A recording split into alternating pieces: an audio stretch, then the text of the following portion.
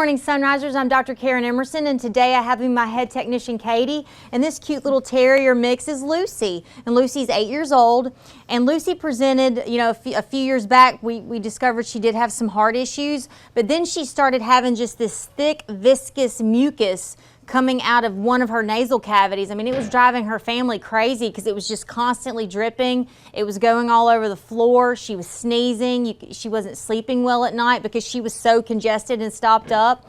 So, we did a culture. We did some things, with her nose to try to figure out what was going on.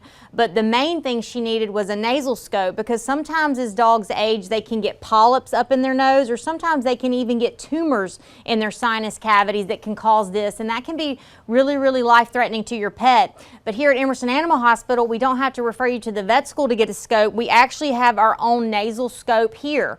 And what we did is we actually put Lucy under anesthesia, which was very safe, and I went in and I scoped each one of her nostrils to see if I could find a polyp or a nasal cavity. Thank goodness we were able to go all the way back into her nostrils and her nasal cavities and look, and she did not have any types of foreign bodies that were blocking it or tumors. And we were actually able to flush her nasal cavity and do a culture. Well, the culture came back negative, and we actually discovered that Lucy has a disease called eosinophilic rhinitis, and all that means is she's got such bad allergies that the cells in her body called eosinophils, they attack her nasal cavities, and they will cause her to produce this big viscous nasty mucus.